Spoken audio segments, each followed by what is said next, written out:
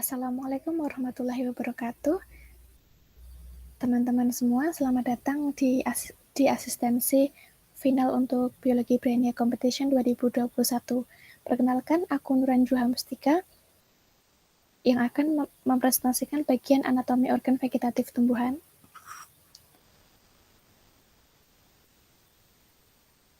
Nah, mungkin kita akan sedikit membahas anatomi dulu. Anatomi itu kan merupakan suatu bidang dari biologi yang mempelajari tentang jaringan dan struktur sel organ.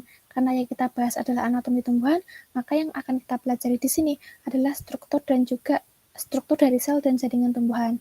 Nah, anatomi itu sering dipelajari berkaitan dengan fisiologi karena mereka saling berkorelasi erat karena struktur sel dan juga jaringan itu telah berubah sehubung dengan evolusi mekanisme fungsional yang baru. Nah, untuk kali ini, presentasi kali ini aku hanya akan membahas mengenai organ vegetatif pada tumbuhan, yaitu akar, batang, dan juga daun. Bagian yang akan kita bahas merupakan anatomi dari akar, batang, dan daun yang paling mendasar seperti itu. Dan ini akan sangat banyak perkembangan karena ada yang namanya perkembangan sekunder terutama di bagian batang, gitu ya. Oke, kita mulai dari anatomi akar. Jadi fungsi akar sendiri itu kan untuk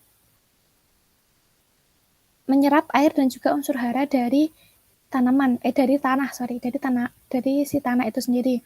Nah, biasanya tumbuhan darat itu memang memiliki akar, tapi ada beberapa tumbuhan yang enggak punya akar, misalnya lumut dan juga paku, sebagian paku-pakuan. Nah, tumbuhan yang enggak punya akar ini biasanya dia memiliki rizoid bersel tunggal yang punya fungsi serupa, yaitu untuk menyerap air dan juga unsur hara. Nah, akar sendiri, kalau di sini aku tampilkan dulu untuk penampang membujur akar. Di sini kita temukan adanya rambut akar, kemudian kita masih bisa melihat bagian korteks, endodermis, dan juga bagian vaskular, pembuluh angkut, serta ada apical meristem dan juga tudung akar. Nah, aku akan menjelaskan apa yang membedakan akar dari fitur anatomi yang lain kayak gitu. Yang pertama, akar itu memiliki tudung akar yang merupakan pelindung dari si meristem apikal. Nah, tudung akar ini fungsinya untuk melindungi meristem apikal dari kerusakan mekanis saat akar tumbuh ke dalam tanah. Dan bagian ini juga memberikan pelumasan saat sel terkelupas. Yang kedua adanya rambut akar. Nah, rambut akar ini berfungsi untuk meningkatkan luas permukaan yang tersedia untuk penyerapan air dan mineral. Dan yang ketiga, akar tidak memiliki organ eksogen, artinya semua akar lateral itu dia muncul dari bagian endogen, seperti itu, atau bagian dalam dari anatomi akar. Selanjutnya, kita menuju penampang melintang akar.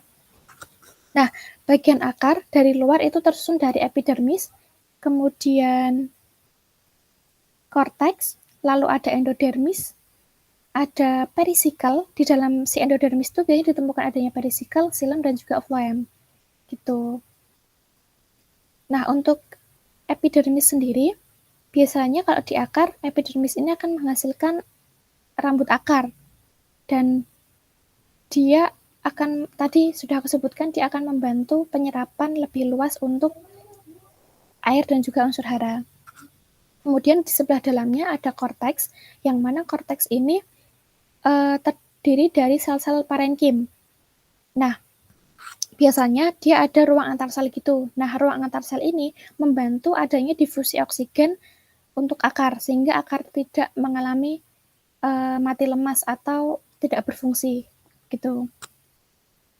Nah, beberapa korteks dari akar itu juga bisa saja mengandung senyawa kristal atau senyawa lain yang berfungsi untuk pertahanan. Selanjutnya, sebelah dalam korteks kita bisa menemukan adanya endodermis. Nah, endodermis ini merupakan silinder dari parenkim yang letaknya di antara korteks dan jaringan vaskular di akar. Lebih tepatnya, dia melingkari jaringan vaskular itu sendiri. Nah, si endodermis ini sendiri menjadi penghalang antara bagian dalam dan bagian luar tanaman karena dia mengalami penebalan. Nah, di endodermis juga ada namanya pita kaspari, yang mana pita kaspari ini memiliki fungsi untuk memungkinkan selektivitas nutrisi atau mineral yang dapat diserap ataupun tidak diserap oleh tanaman. Jadi misal ada mineral yang beracun, dia bisa saja tidak bisa diserap oleh tanaman. Begitu. Kemudian untuk susunan dari berkas pengangkut yaitu xilem dan phloem, biasanya dia tersusun secara bergantian membentuk jari-jari lingkaran, itu pada umumnya. Nah, di antara xilem dan juga phloem, dia terdapat perisikal, dan perisikal ini bisa membelah dan membentuk primordia untuk menjadi calon akar lateral. Nah, ini sebabnya kenapa disebut akar itu tidak memiliki organ eksogen, karena bagian akar lateral saja itu dia muncul dari perisikal, seperti itu. Nah, mungkin ada beberapa akar dari jenis tumbuhan itu memiliki spesialisasi yang berbeda. Misalnya pada suku Arecaceae dan juga Orchidaceae. Dia tidak memiliki rambut akar, atau ya bisa saja memiliki tapi tidak sebanyak akar-akar tumbuhan terestrik lainnya. Nah, biasanya dia memiliki filamen. Filamen itu adalah bagian akar yang epidermisnya itu berlapis-lapis. Nah, filamen ini fungsinya untuk perlindungan. Dia juga bisa mencegah kehilangan air dan juga dapat menyerap air atau mineral itu lebih banyak daripada akar yang tidak memiliki filamen.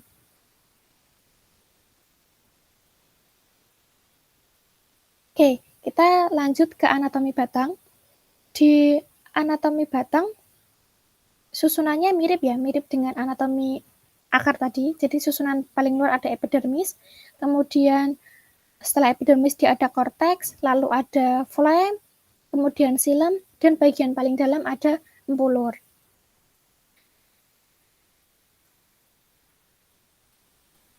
Nah, kita ke fungsi dulu ya. Jadi batang itu kan fungsinya itu untuk mendukung. Dia mendukung atau menopang daun dan juga organ reproduksi.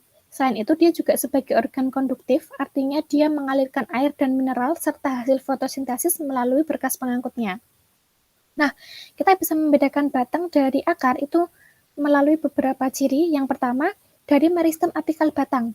Meristem apikal batang itu tidak ditutupi oleh lapisan pelindung luar, sebagaimana tudung akar.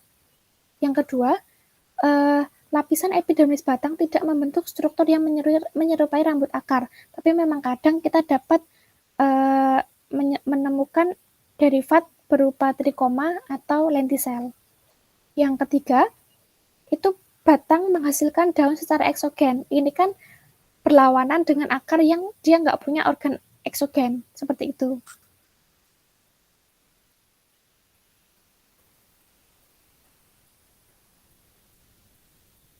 Nah, untuk epidermis batang sendiri, dia bervariasi dari satu spesies ke spesies yang lain, tapi biasanya mirip, yaitu terdiri dari satu sel, kayak gitu, dan berfungsi untuk perlindungan karena letaknya di paling luar. Kemudian, bagian sebelah dalam epidermis itu biasanya ada sel korteks, yaitu seluruh yaitu sel yang isinya itu adalah sel parenkim kayak gitu. Namun di bagian paling luar dari korteks itu biasanya ada sel hipodermis yang dia mengalami penebalan kolenkim. Nah, karena dia mengalami penebalan kolenkim, maka si hipodermis ini dia bisa menyediakan kekuatan yang elastis bagi batang ini sendiri. Kemudian kita juga kadang menemukan adanya warna hijau pada korteks. Hal ini disebabkan karena korteks itu juga memungkinkan memiliki klorofil. Kayak gitu. Selain itu juga korteks juga bisa menjadi pertahanan, makanya kita kadang menemukan adanya sel-sel yang bersifat racun atau senyawa yang dapat mengiritasi, dan biasanya ini menyebabkan tumbuhan ini tidak bisa dimakan oleh hewan misalnya, kayak gitu. Kemudian antara korteks dengan empulur itu terdapat berkas pengangkut. berkas pengangkut ini biasanya itu di sisi luarnya ada phloem dan di bagian dalamnya ada xilem. Dan biasanya si pembuluh utama artinya xilem dan phloem itu disusun dalam berkas bernama stele. Kayak gitu. Nah, di tumbuhan berbiji, biasanya berkas pengangkutnya itu terpisah. Biasanya xilem sama phloem itu tidak berada di jari-jari yang sama, tapi letaknya luar dan dalam. Gitu. Nah, biasanya dengan xilem di bagian dalam dan phloem di bagian luar itu dikenal sebagai pembuluh kolateral. Tapi di tumbuhan Angiospermae, berkas pembuluh batang itu punya phloem di bagian dalam maupun di luar xilem. Jadi ada xilem dia terus dikelilingi sama phloem gitu di luar dan juga di dalamnya. Nah, jenis ini dikenal sebagai bikolateral. Gitu. Nah, di bagian paling dalam dari akar atau di sebelah dalam dari berkas pengangkut kita masih bisa menemukan adanya empulur. Empulur ini susunannya mirip dengan korteks karena dia tersusun dari sel-sel parenkim, namun isinya ya parenkim aja gitu, nggak ada penebalan kolenkim. Biasanya berisi kristal atau senyawa pertahanan juga, tapi juga bisa juga ditemukan pati, butir pati. Gitu.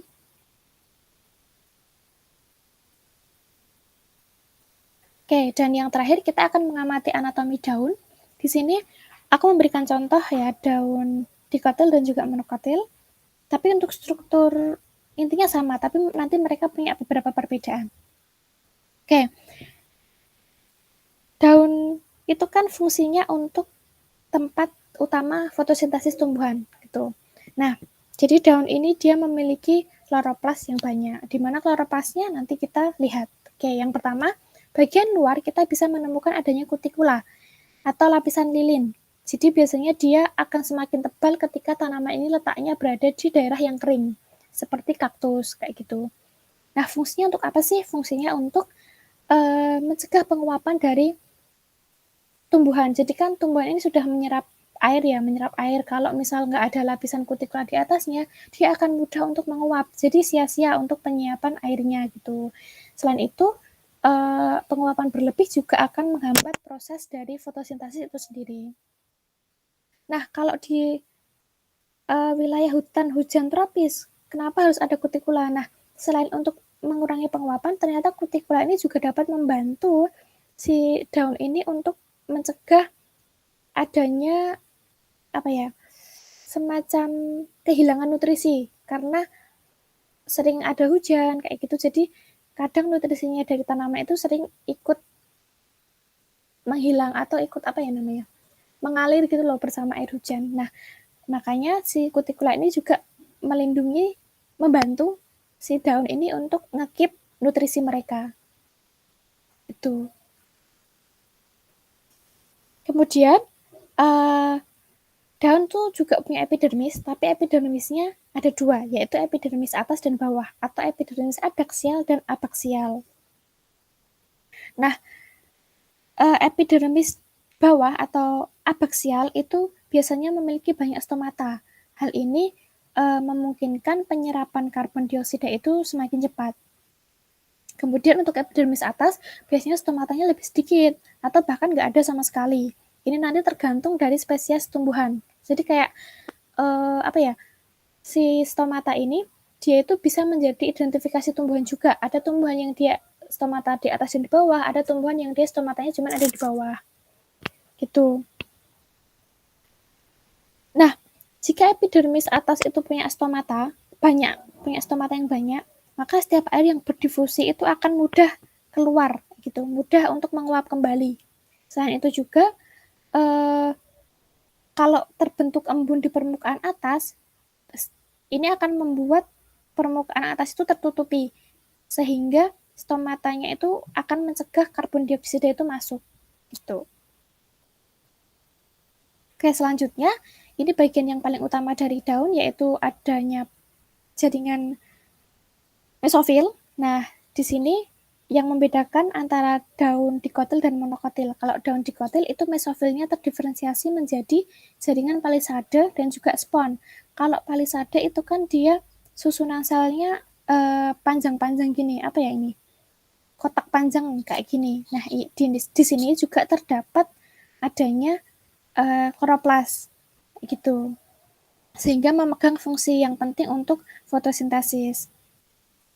Nah, di tanaman dikotil ini sel mesofilnya tuh tadi kan ada dua. Dia ada palisade kolumnar yang letaknya di bagian atas atau adaksial dan ruang antar selnya tuh kecil. Yang kedua, bagian bawah, kalau teman-teman lihat, itu ada mesofil spon yang bentuknya nggak beraturan. Jadi dia punya ruang antar sel yang cukup lebar. Gitu. Nah, susunan ini itu menyebabkan karbon dioksida yang masuk dari stomata bawah daun itu bisa cepat menyebar ke seluruh bagian daun karena ruang antar selnya banyak. Nah, setelah menyebar ke seluruh daun, kemudian dibersamai dengan adanya cahaya yang melewati epidermis atas, kemudian ditangkap oleh kloroplas yang banyak dijumpai pada sel palisade. Sehingga di sini akan terjadi fotosintesis dan menggerakkan konversi karbon dioksida menjadi gula gitu. Jadi semoga bisa dipahami apa yang aku jelaskan gitu ya. Oke. Selanjutnya ada berkas pengangkut ya, xilem dan juga phloem. Jadi di daun juga berkas pengangkutnya itu tersusun dalam ini bundle sheet, apa ya bahasa Indonesianya? Seludang berkas pengangkut. Nah, ya seludang berkas pengangkut yang biasanya mengalami penebalan. Nah, di daun ini kalau kita tahu bagian atas sama bawahnya, itu gampang banget bedain xilem sama phloemnya. Karena xilem selalu terletak di sebelah atas, sedangkan phloem terletak di sebelah bawah. Kenapa? Karena kan berkas pengangkut daun itu merupakan terusan dari batang. Kalau di batang, kita analogikan bagian yang luar itu adalah bagian phloem dan bagian dalam itu bagian xilem. Jadi ketika dia membelok menjadi daun, maka xilem pasti berada di bagian atas dan phloem di bagian bawah. Gitu. Selanjutnya, tentang penampang melintang daun monokotil. Nah, di sini perbedaannya jelas banget, yaitu sorry, kursorku agak error. Oke, di sini jelas banget perbedaannya tuh ada di ini. Sel mesofil, dia tidak terdiferensiasi. Jadi dia tetap tersusun atas sel-sel parenkim yang mengandung kloroplas. Tapi tetap dia akan bisa menjalankan fungsi fotosintesisnya dengan baik. Nah, selain itu yang aku berikan contohnya adalah sel bentuk anatomi dari daun jagung, yang mana daun jagung ini memiliki suatu kebiasaan menggulung daunnya untuk mengurangi evaporasi.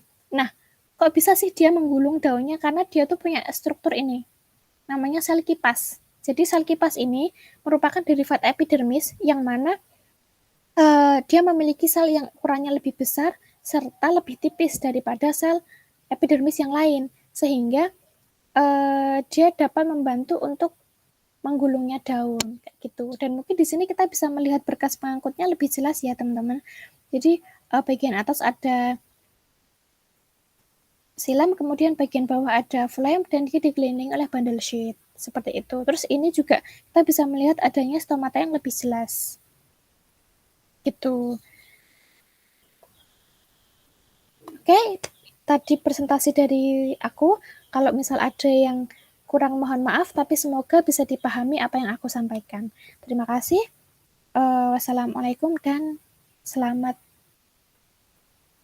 berjuang di final.